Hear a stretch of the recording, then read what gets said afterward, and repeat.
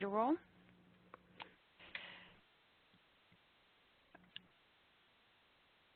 My name is Sarah Grimm, and I'm from the Wisconsin Historical Society, and I would like to welcome you all for our third and final Digital Preservation 101 webinar. This series, along with all the other programs that you see on this page, are being offered conjointly by the Council of State Archivists and PreProject. If you see any other programs here that are of interest to you, please go ahead and head out to our website. That's listed across the bottom of that slide. And feel free to sign up. The hot topic webinars typically tend to be for they're more technical in nature, but if you are interested in that subject, please feel free. And then we have a webinar coming up in May for senior managers and budget administrators. So if you know of any of those types of people, we are more than happy to have them come along as well. For those of you who are new to this series this week, a special welcome from CoSA-Preservica. We have been working to expand the number of seats that we can offer since we had such a great response from the community, and we were able to get that up and running for today. So the first two webinars are available online at the same web location. If you were unable to attend and would like to go back and watch those, or if you were able to attend and would like to go back and hear something that you may have missed. So like the others, this webinar will be recorded and posted to the website and should be available in about a week or so. I would encourage you to take a moment, please, please, please, at the end of this webinar and do take that survey. We are very interested in what you have to say about our series and other things that you would like to learn about. And you may be asked that question more than once today of you know, what would you like to see next? So this will provide us good feedback about the webinars and how we can improve in getting you the information you need. And you can ask questions and just help us out going forward, and hopefully we can get some more information out to you folks. So this series is designed to provide basic key concepts and challenges of preserving e-records throughout the records management lifecycle, as well as bring in some real-world examples that you might be able to implement at your own organization at some point. But right now, I need to show you, these are today's presenters, and I would like to introduce them to you for a brief moment. Mary Dunn is the Archival Manager for Technology and Access at the Arkansas State Archives, where her responsibilities primarily include the upkeep of the Archives website and online databases, overseeing the Archives digital collections, and the establishment of the Archives Electronic Records Program.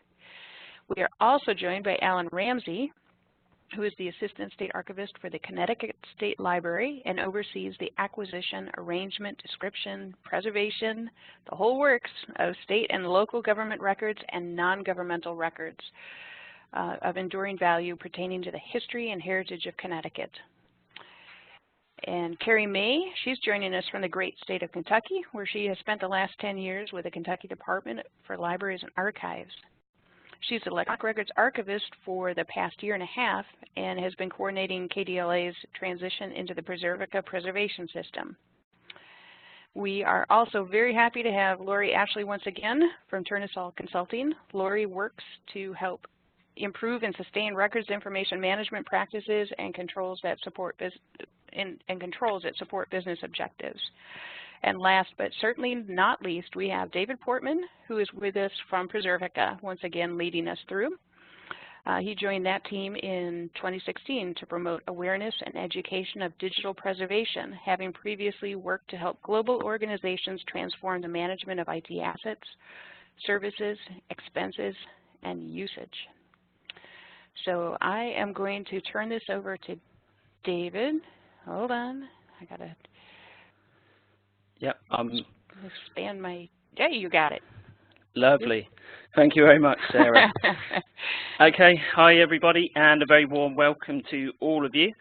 PreProject is absolutely delighted to be working alongside CoSA in this, the third and final part of the very highly rated workshop series focusing on practical digital preservation. Now, I hope that most of you could join us for the last part, which was part 2 a couple of weeks ago.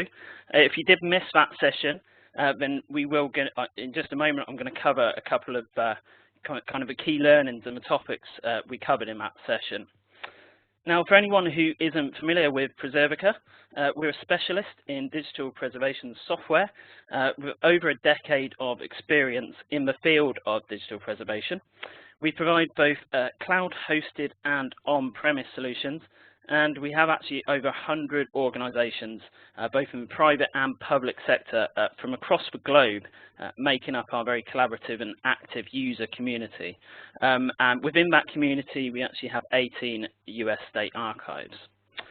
So as you just heard from Sarah, we are very privileged and grateful to have some fantastic speakers joining us for today's session.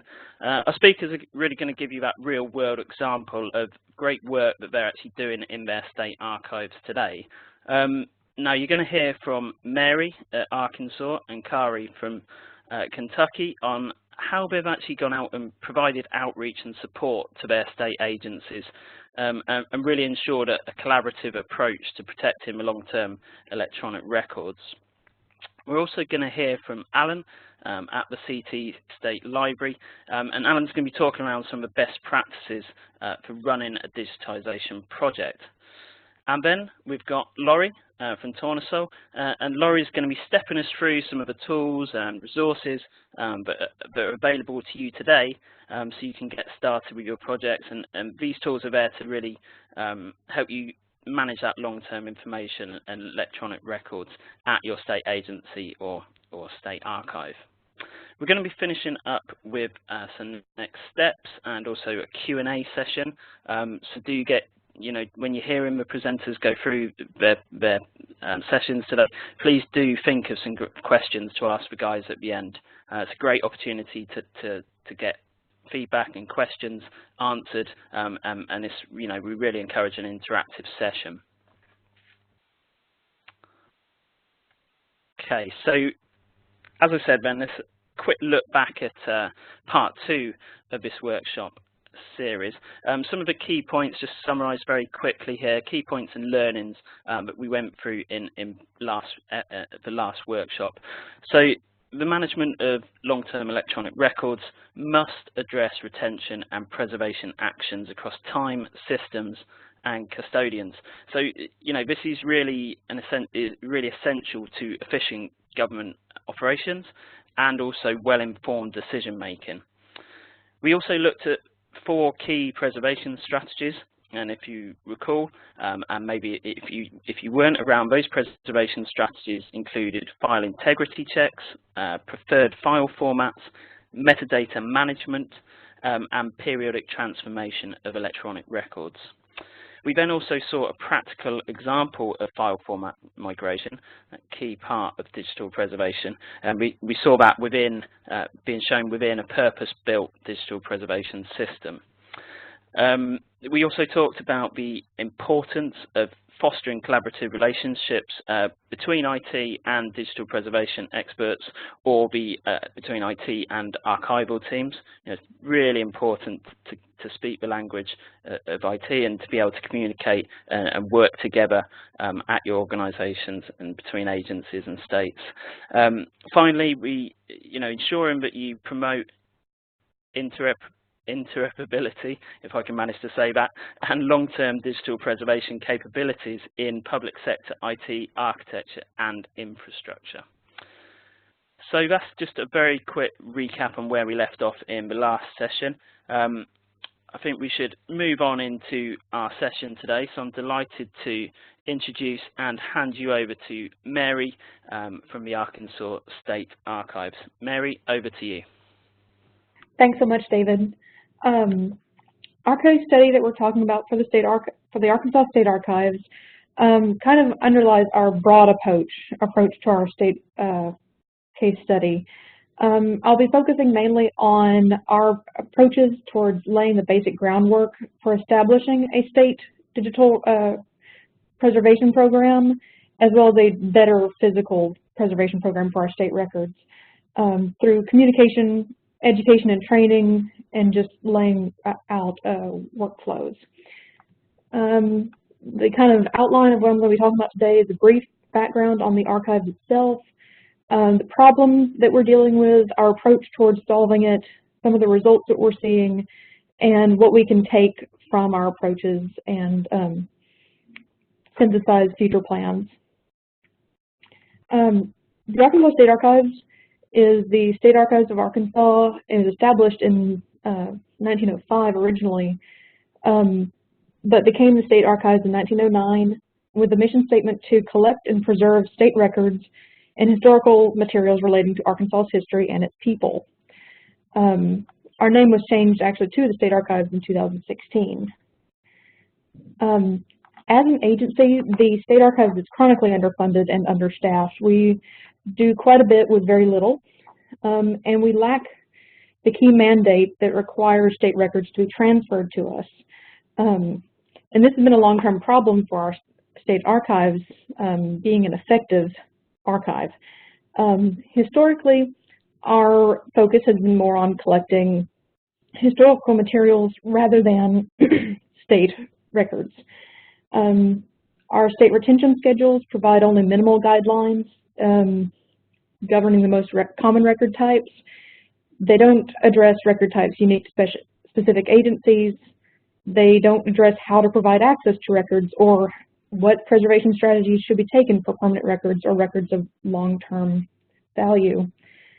And due to this, and due to the archive's focus on historical records like manuscript collections and business papers rather than state agency records, the effect has been that many official state records have been lost or destroyed or donated to private organizations over the years.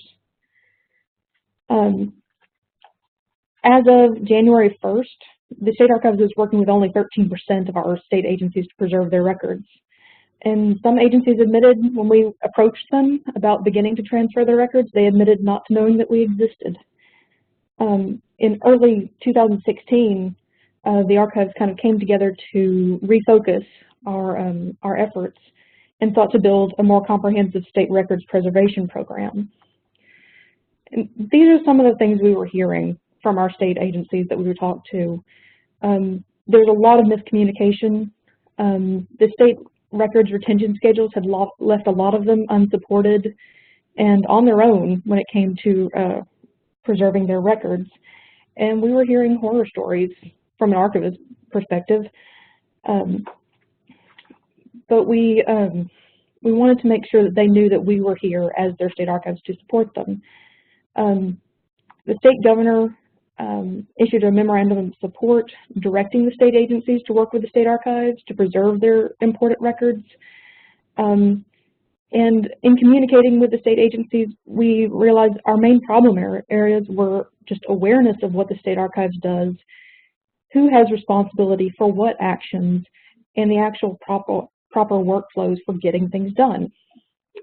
The Archives Working Group focused on ways to provide answers to these problems through outreach, education, and support.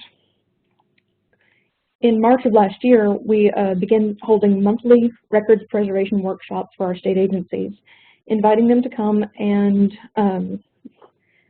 essentially sit in and learn about records preservation.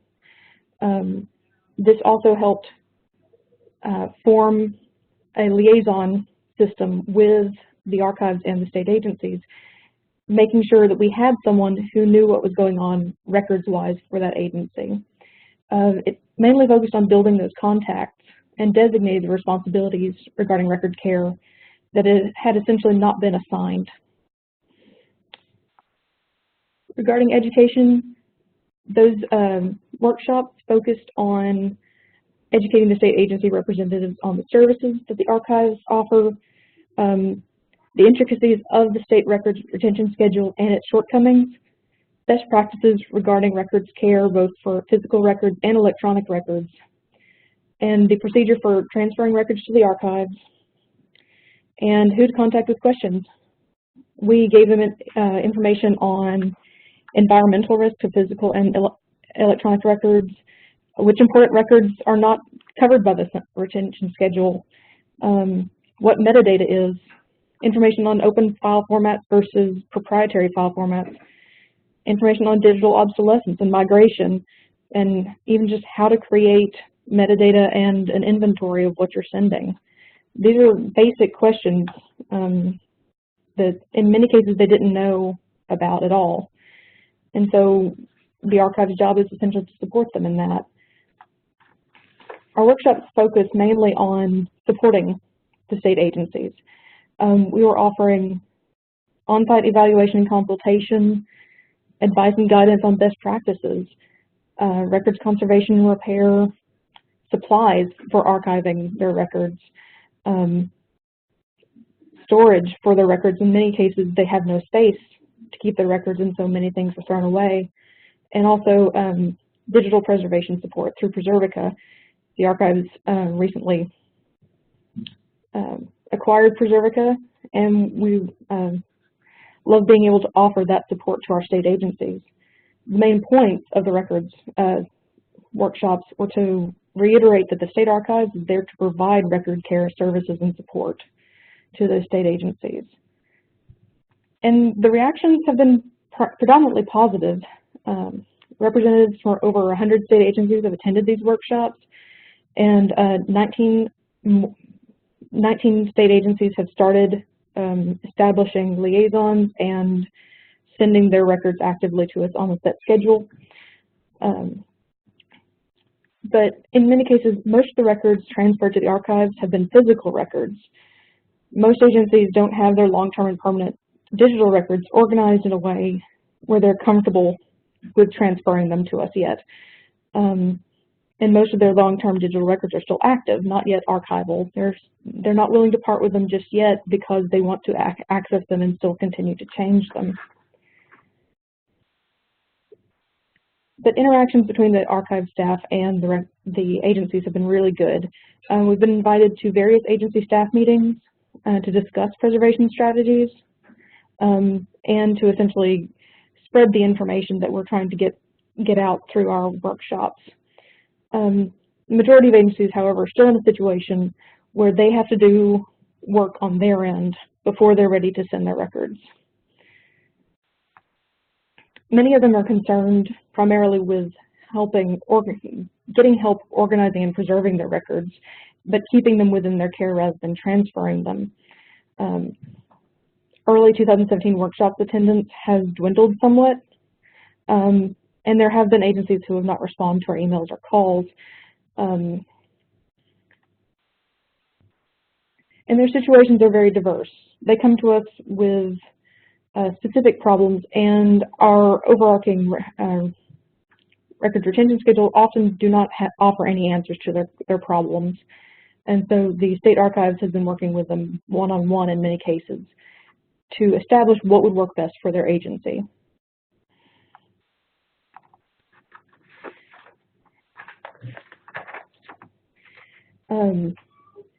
One of the problems of or one of the concerns going forward is that this initiative was created with no additional funding or support, no additional supplies or staff or storage space for the archives, even though the amount of materials we're taking in has risen precipitously. In the future, one of our main concerns is that these problems will require a solution in order to continue. We're hoping that working with the state agencies will actually lead to more advocacy and support from those agencies on our behalf, which will help alleviate these stresses. What the archives is offering, in addition to establishing a state preservation program, is helping them decide what is historical beyond the limitation of the records retention schedule. In many cases, historical materials are not actually defined in our state records retention schedule. And we're actually getting more support from our agencies in creating a records retention schedule working group to revise, update, and improve our state records retention schedule. And we're hoping to move forward with that as we go. One of the main concerns with the retention schedules, we're hoping that a key addition would be a mandate for our state archives that would require the transfer of state records of permanent long-term value, essentially to standardize this. So it is not this piecemeal approach that we've been having to adopt. The overarching lesson that we've discussed many times is that an ounce of prevention is worth a pound of cure. We're having to go through the pound of cure because the ounce of prevention was not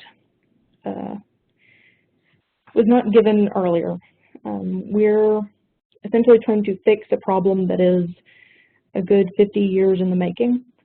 In many cases, our agencies have never sent any of their records to the agency or to the archives, and we are trying to fix that piecemeal approach. And we're hoping it continues to go well.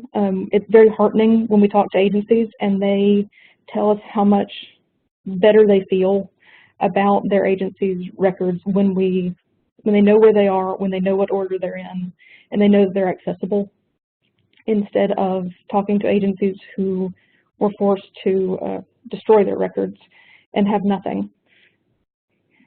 Anyway, that's our case study covering our workshops to support our state agencies. I'm going to pass it on to Alan Ramsey of the Connecticut State Library.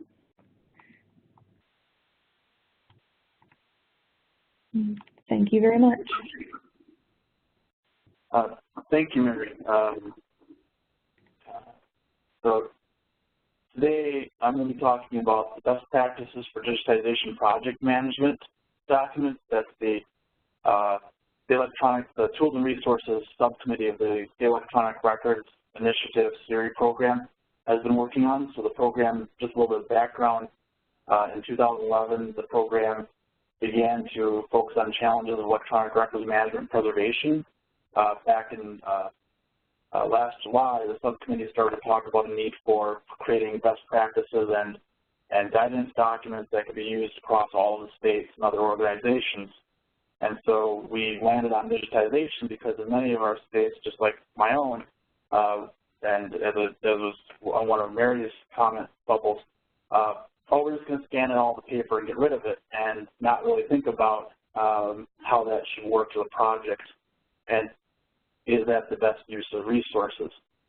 The guidance document, just so everyone knows, is geared towards our audience, of course, the state archives and records management programs, but the basic principles apply to the management of any state or local government agency digitization project, and even more broadly, you could use these principles in other organizations.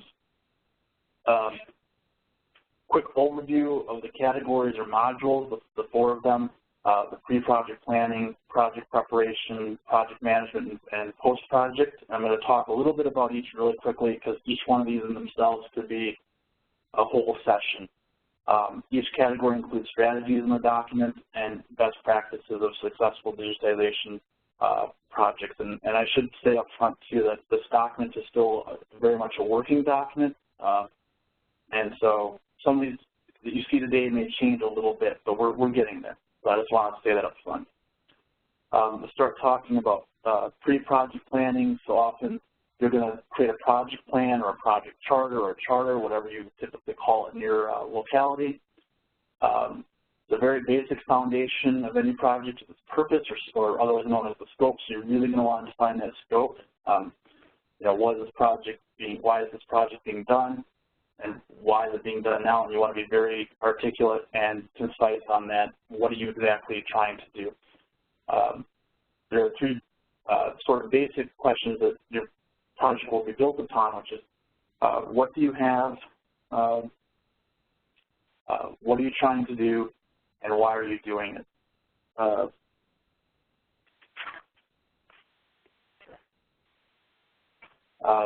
Continuing in the section, you're going to want to identify your stakeholders, particularly your executive level stakeholders and your community, or in the example of your office. So you're going to want to identify your users. You may need to have some sign-offs, and stakeholders are going to provide you with some valuable input on the project.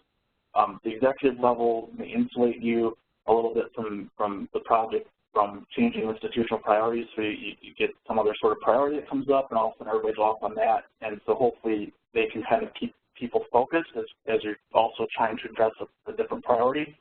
And of course, always budgets, which seem to change every few months, at least in government. And thus you get their buy-in, which is essential to keep the project moving along. Of course, you know, you're going to have to estimate your budget, so costs such as staff and staff time,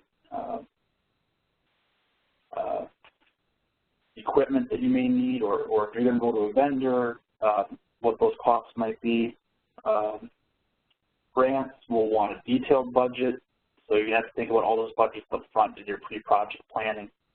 There's always going to be risks to every project, and you're going to want to try to figure out how to mitigate those risks. An example would be you're moving the files from one location to the scanner. What kind of risks during transport, or what kind of risks are there at the scanner, or if they're sensitive records, you may need to think even more in depth about the security concerns. Specifications I'm not going to cover, just to say that to look at the PERT Portal resources and the federal agency's digital guidelines initiative, which has some really good guidance for the various formats. So some of these kind of go together, these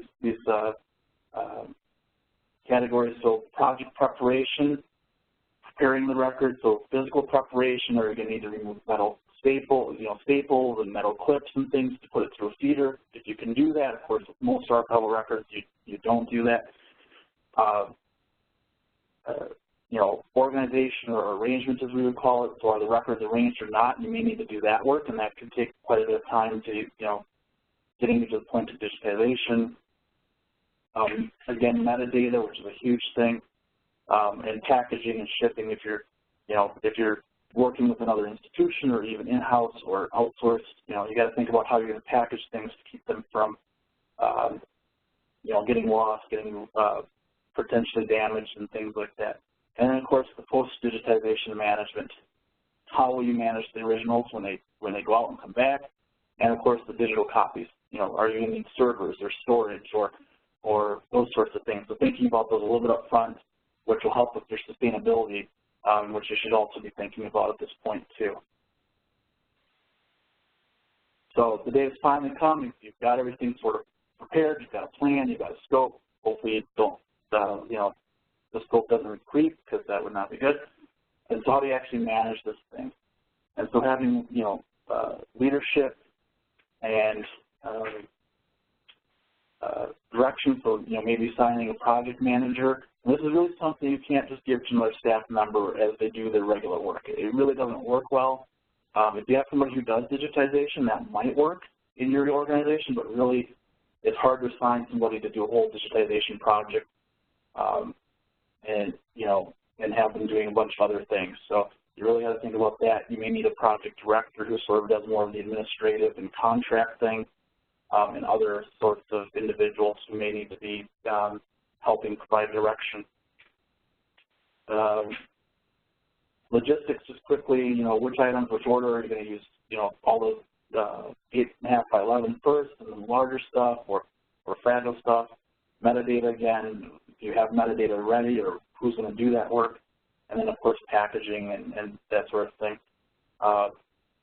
You know, and then what's your workflow if you're doing it in-house, or you know, what's the vendor's workflow? You know, and this needs to be detailed. I will say the more detailed you can be on this, it helps with the staff to help them do their work, and make no assumptions both internally or if you're working with a vendor. And I would add to this part too, communication with everyone is key. So maybe with the project team, you have regular scheduled meetings. With the agency organization at large, maybe an update here or there, or a final like, hey, we're done kind of thing. But some communication, which goes a long way. And then, of course, quality control and quality assurance. You know, if you do it in-house, what's your quality control? What's your quality assurance? You may need to redefine processes as you go along. That's fine, but you need to document all of those things. And quality control, Thinking about, are you going to do a one-to-one, which we've done in some small projects at the state library. In larger projects, you may do, you know, a sampling of typically 10%, but whatever you come up with that you're comfortable with, doing quality control, and especially if you're outsourcing to a vendor and they send you back 3,000 images at once, you really want to check to make sure that they're sending you what you requested them to do and that you're getting quality scans. And then some post-project, you know, accounting for the time that was spent by staff in the project, financial resources, so sort of adding up all the costs. Then, you know, lessons learned. So how successful was the project? What could be improved or refined for future projects? So, but, you know, the lessons learned.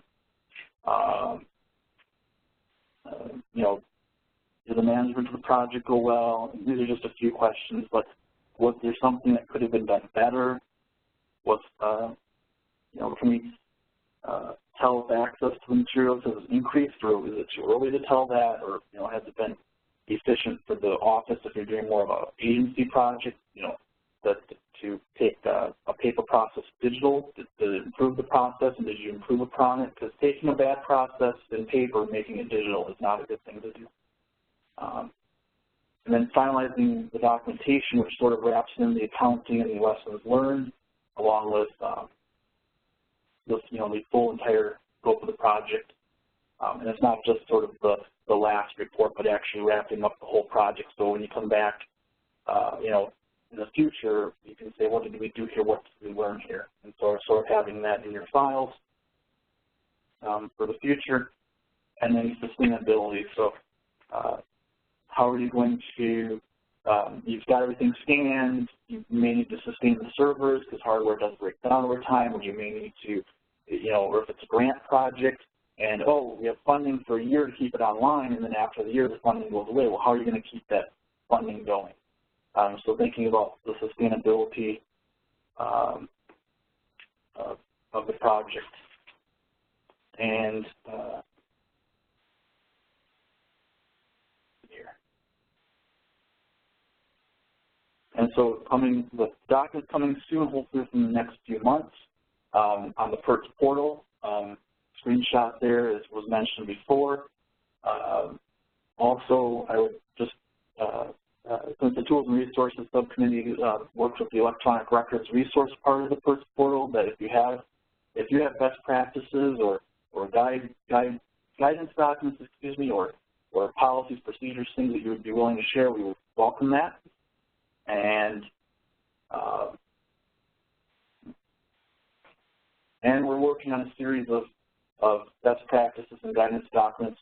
We're still working out possibly naming of that, or other best practices or guidance documents that you would find the most helpful or necessary in your work we would like to know. So if you think of something as we go through the rest of the webinar and you want to throw it in the chat box, that's great. Otherwise, you can contact me at the contact information there. And now I'm going to pass it off to hand it over to Carrie May with the Kentucky Department of Library and Archives. And, oh, there I am. Yep. Okay. My name is Carrie May. I'm here from Kentucky Department for Libraries and Archives, as you've been told, obviously. But I'm here to give you an overview of what we do here at, in Kentucky to try and, as you see, stay connected with our state agency records officers, since they're the ones who have their hands on the records. So I'll do my overview. The Kentucky Department for Libraries and Archives strives to ensure the acquisition and retention of state and local government agency electronic records.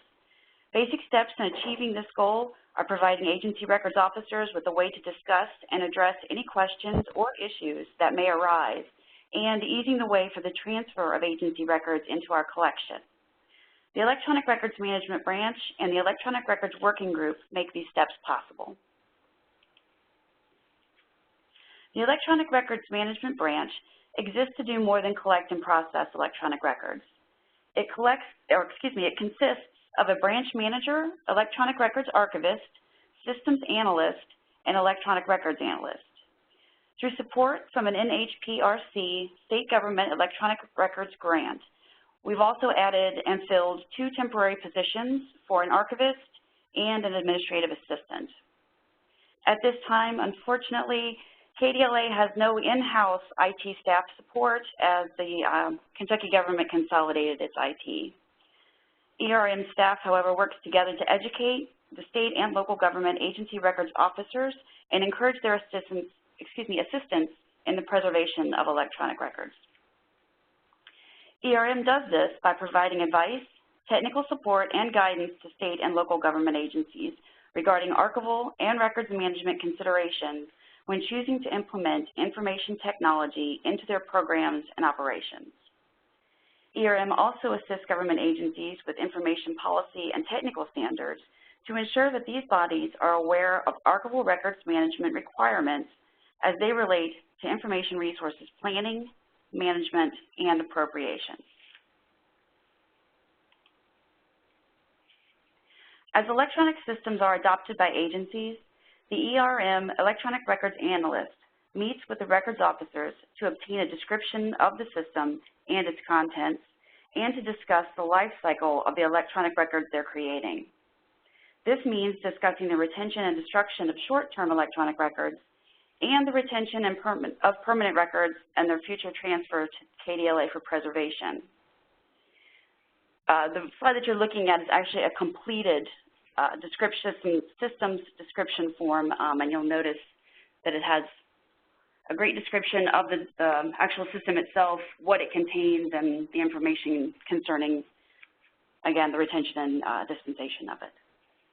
So agencies, basically what we're trying to remind them is that they're not just managing a system or a database, they're managing the records inside of that system.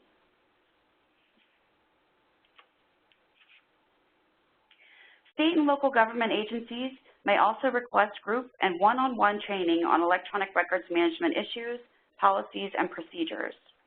This training can be done at KDLA, at the agency, via a webinar, or even a conference call. Also, through their webpage, ERM provides access to the general schedule, the retention schedule that is, for electronic records and related records, as well as various tutorials concerning different electronic records management ideas.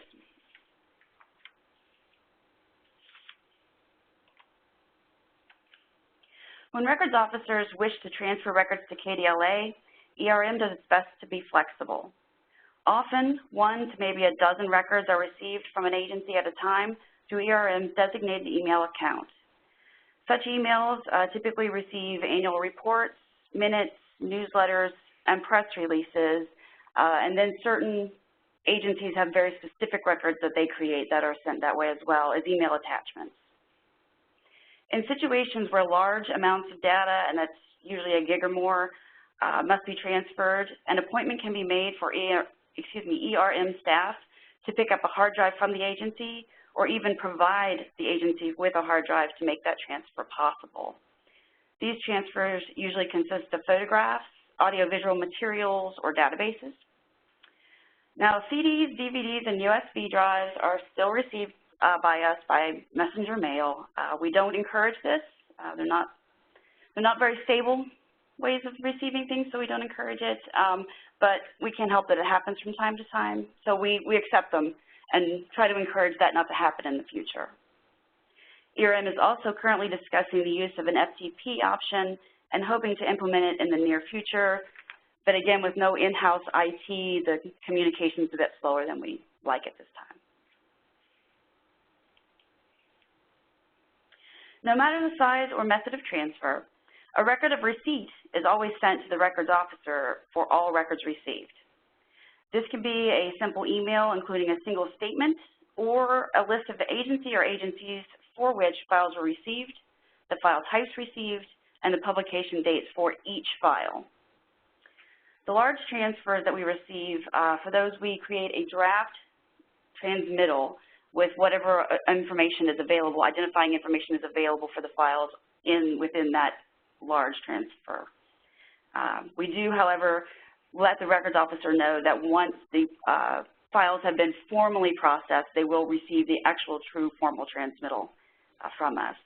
The transmittal is saved as a PDF, and they always get a copy of that. By sending the receipts of records, we open up basically a way of corresponding with the state agencies and the records officers.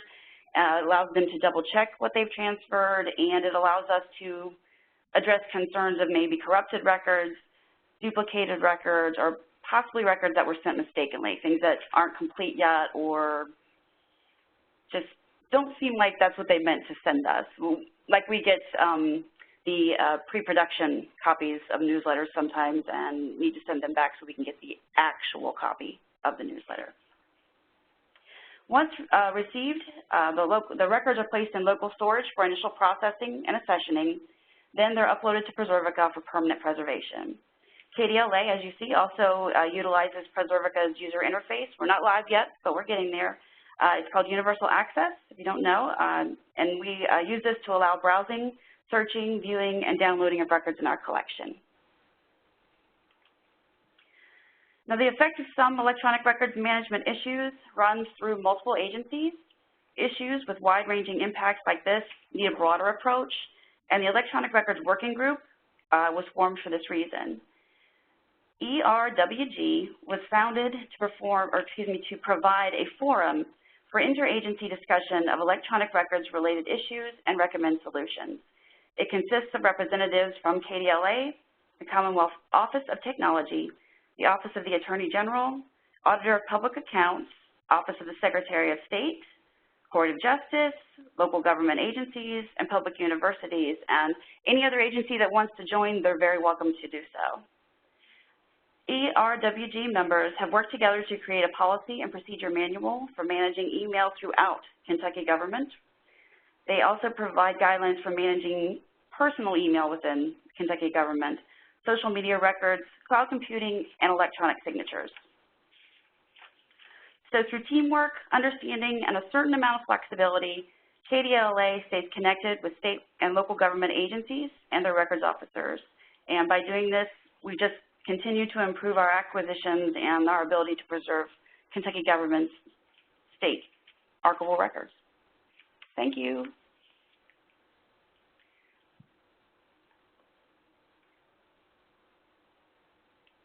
I'm going to, they didn't tell me who to turn it back over to, so I'm going to turn it back over to David. Okay, Carrie, yeah, thank you very much. So next up is Laurie. So Laurie, if you're Sorry about that. If you're with us still. That's okay, I'm on. Okay, great, thank you. Glad to be with you. My section here is to give you a few practical tools to kind of bring everything together that you've been hearing over the course of the last couple of webinars. We want you to be successful. We want you to make forward progress and to engage with the folks in the State Archives and IT. In our professional toolkit as records managers and information management practitioners and professional archivists, we already have a lot of things going for us, and we need to leverage them and sort of connect the dots. And so one of those things is records and system appraisal, and Carrie just showed you a look at how some of that appraisal works. So we need to give more information about what we expect to happen with the records, embed that in our retention schedules, you know, do those data mappings where we find out where the records contents are mapped to the systems that IT is helping us support, and make sure that everybody is aware of the content that qualifies as a record and what's going to have to happen to it over its life cycle. So we classify, we have file plans, we capture metadata. We talked a little bit in the previous session about using non-proprietary formats, things like PDF or TIFF or JPEG, things that kind of hedge the bet and make us a little bit more preservation ready. And then I think a lot of the speakers over the last couple of sessions have shared some of the ways that they've fostered collaboration and worked together to create record-keeping plans that do what David said at the very beginning, look after the records across time and systems and custodians, really puts the whole puzzle together and gets folks, stakeholders on all sides of the question, the creators and the users and the IT support and the folks up and down the chain of creation that will need to have access to the records. So I want to give you just a couple of things to add to that toolkit. So We're talking again, just a reminder, about long-term records, which is defined as a fairly short period of time. We're really talking about anything that has to survive a couple of system migrations. So we use a 10-year marker, 10 to 15 years, because that's when migration gets a little sticky. So, of course, we're talking about something which is a shared concern, as I said, all the way from when a system is configured or we're looking at a system to purchase. We need to think about how well will it function as a record-keeping system and hook everybody together across the chain of custody of that content, the IT people, the users, the executives who help sponsor the programs, and people down into the future who are going to have access to the records. So a colleague of mine, Charles Dollar, and I came up with the belief that we could take this complex topic of digital preservation and break it down to foster dialogue and communication and get things moving. And so what we have is something called the Digital Preservation Capability Maturity Model. And any of those of you who are familiar with ARMA International, the Records Management Association, may be familiar with what they used to call the Generally Accepted Record-Keeping Principles. That's a Capability Maturity Model too.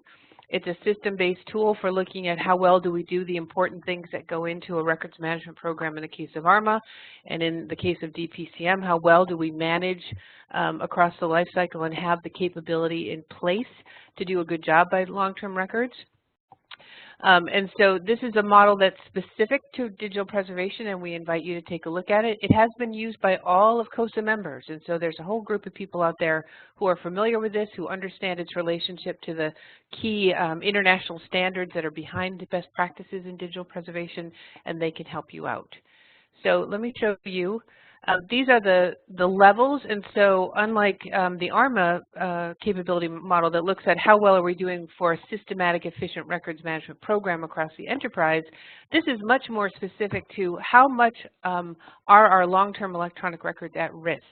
And so the idea is to use this model to take a system, an application, a database, a shared drive, and help raise awareness and engage people on, are the records that we need to keep long-term really in the best condition and in an environment where they'll be able to have integrity over time. So our relationship went back to the beginning. Alan talked about in 2011 what CoSA did with SERI. And so we've been involved, Charles Dollar and I, from that time period where we looked at the results from Electronic Records Survey and decided that we could help CoSA, and CoSA asked us to create a web survey that the members could use. So in 2012, all 56 members of the U.S. State and Territory Archives, that's CoSA, took the survey and found out where they were in terms of their capability. They took it all again in 2015, and so as I said, they know a lot about what needs to be done, and they've spent a couple of years working on their own projects to advance digital preservation in their states. So these are two scorecards. What happens when you take the survey is you get a little scorecard with color dots on here. Those 15 components are the components of the model. And so this is the same entity in a 3-year period. So red's not so good, green is good. So just at a quick glance, you can see that this state archives made some pretty significant enhancements in their capability to manage long-term records. And that's what we want the tool to be used for, is to help you, wherever those long-term records are being stored, to raise awareness, to get people talking about, do we have a strategy? Do we know what we're doing? Do we have a handoff? Are we sure that we're capturing the right metadata? And then on the state archive side, they're interested in the same sorts of things, and they've taken the survey, rated themselves, and then come up with plans and resources to support making progress forward. So you've heard about the PERT Portal over and over and again, and because it's such an amazing, fabulous resource. And so what I want to point out here is that this model, the Digital Preservation Capability Maturity Model, and the 15 components is the basis for this portion of the PERT Portal called the SERP framework. So right here you're looking at the component of digital preservation strategy. It talks about what you need to do. It talks about improving performance from a level 0 to a level 4. And then down below where you can't see, I cut it off, there's the resources that Alan was talking about that people, state archivists and records folks are contributing so that when you go to look at how to create your digital preservation strategy for your agency, you already have examples and things that you can draw from. So again, I'm pointing you to the PERT Portal, and you'll be able to find lots of guidance in addition to the components of the capability maturity model. And I would tell you too that Preservica took the model, and that's available in a white paper, their results, and of course they didn't try to address the strategy piece per se, because that's up to the organization that has a digital preservation system, but you can see from their assessment, self-assessment, the capabilities that the software brings to the table. So you're welcome to use a free public self-assessment tool. It's the same basic survey that CoSA used for their members, but it's available to anyone who wants to use it as many times as you want to use it, and you can sign in there at digitalok.org. And we have a data policy. We don't share it, anything like that. So please check that out if you're ready to look inside your organization at a particular collection or repository or application, and give it a go. Test it against some of these digital preservation capabilities and see where you stand, and then start talking about how to make it better. So with that, I'm going to hand it back over to David, who's going to walk you through some of the resources that are out there, and then I think Sarah's going to wrap up for us. So thank you for the chance to participate today. Excellent. Thank you very much, Laurie. So some great tools, guys, out there that are free, but you can go, as soon as you get off this webinar, go out there and use those tools and access all the great resources. And we're going to go and have a look at some of those resources now that are available to you. So as Sarah mentioned at the start of today's webinar, all the recordings from this Practical Digital Preservation webinar series are available on the PERT portal. Today's session will be posted around about a week from now. You can go on there, and if you missed the first or second part of this workshop, specifically this workshop series, and you can go back, watch those recordings, and harness that information that's been covered in these very popular sessions. Preservica's website has a whole host of resources, from white papers, industry benchmark reports, but also many recordings, webinar recordings that you may find useful. It's all under the Resources Center. There's also some case studies, as a case study from Texas State Libraries and Archives as well, that you might find interesting to learn about what they've been doing over in Texas. We do have live demos that run every couple of weeks. The next one is actually this Thursday. It takes place at 11 AM Eastern. It's just a quick 30-minute overview of the Preservica product. And as Alan and Laurie mentioned, there's the PERT portal. We've got the link there. It's a whole host of information, education documents, and training, all available through the PERT portal.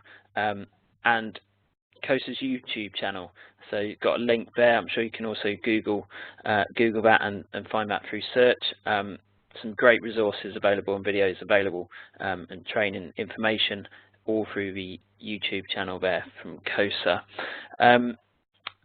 So I'm going to now just hand over to Sarah, but before I do, just a reminder, we are going to go into questions. So our speakers are ready. They're waiting for any questions you've got from what you've heard today. So please do just think over the next minute or so. Any questions that you want to ask the guys, you can use the Q&A function on the Cisco WebEx client. It's on the right hand side, or at least it is on mine. So just pop your questions in there and we'll address those in just a few minutes time. Sarah?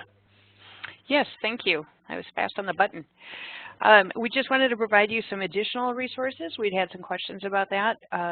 We do what we can to get information out. We've got some other great resources from our cohorts here. Apparently, we are the world of blue logos in this world. So you have Society of American Archivists, great resource. They have individual trainings if you are interested in that for your organization. NASIO, that hits the Chief Information Officers.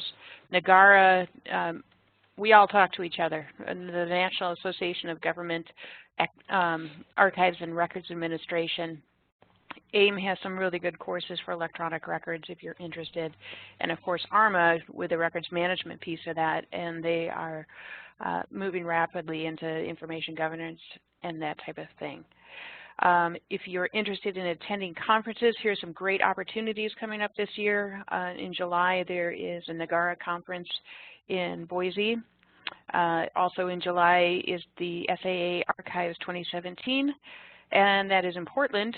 So we're all over the place here, north, south, east, and west here. ARM Alive, which is going to be down in Orlando, and then Best Practices Exchange is kind of a fun one that really handles feet on the street. This is what we're doing, this is what works and what doesn't. Most of us who attend this try to get to this one every single year because it is so much fun, and you learn about what works as well as what doesn't. And this year it's in Boston. It travels every year as well.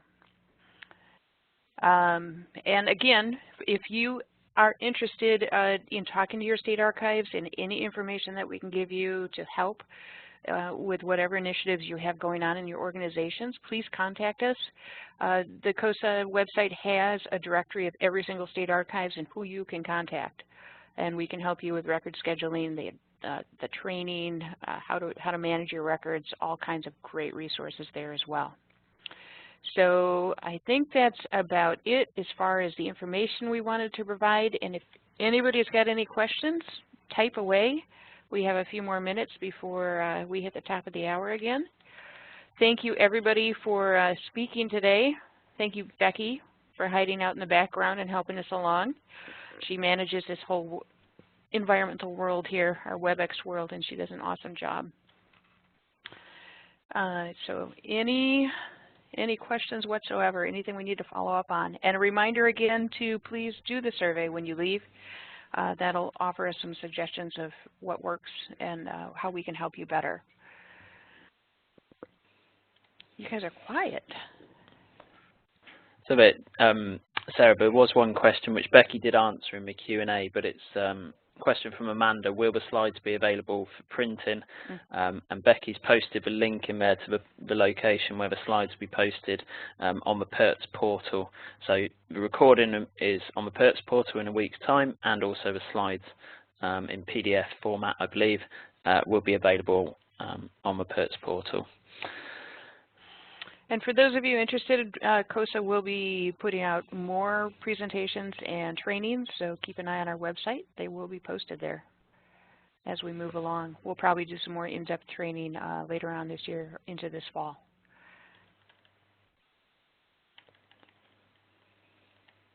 All right. Y'all are quiet. Becky, are you seeing anything in the back there? Yeah, there's one in the Q&A.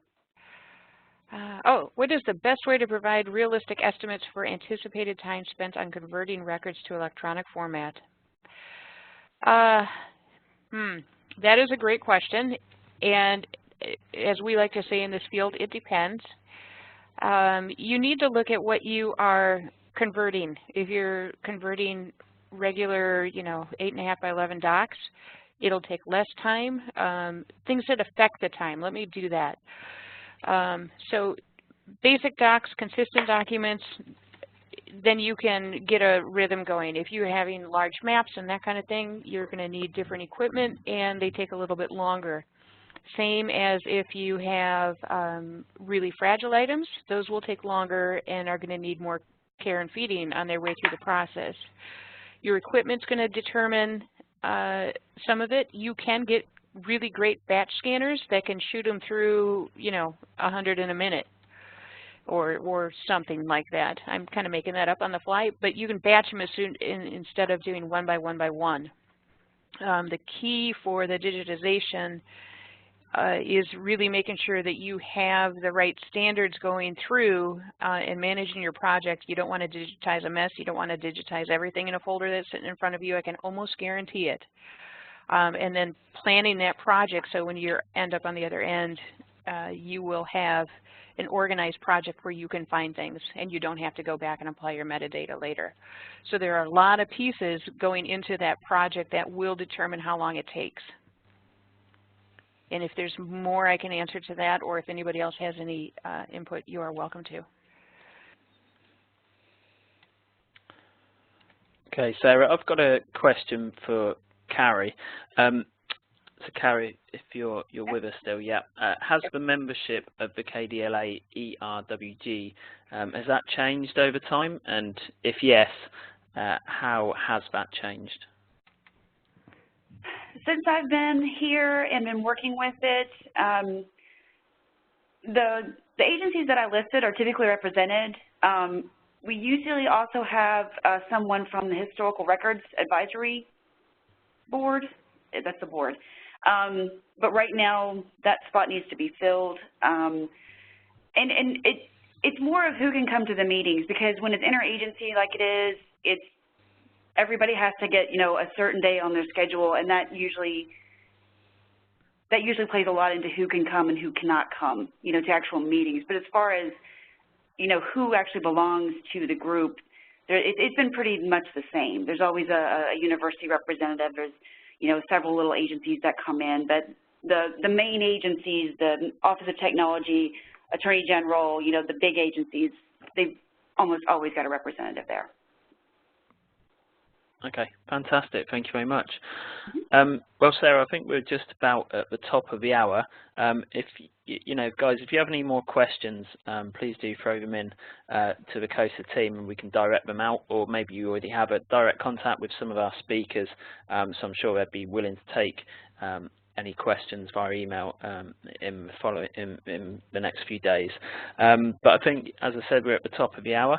We've had an extremely packed hour of information there, and real life case studies from our guys, from Mary and Kari, and also from Alan. So I'd like to say a big thank you to those guys for taking the time and sharing their experiences and their projects with us in today's session. Also like to say a big thank you to Laurie for talking us through the tools and resources, some real free assets there that you can get stuck into and go out and actually assess your digital preservation requirements. This is the last part of this workshop series. As Sarah mentioned at the start, we do have a number of how-to webinars coming up, so please do visit the PERT Portal to look for those and register for any that you would find interesting and relevant for yourself. Big thank you to Sarah and to Becky as well for making this all happen, bringing it all together and putting on a great show. So to everyone, thank you for joining us today. I hope you have found this really useful, informative and relevant, and I wish you a great rest of your day. Thank you very much. Thank you.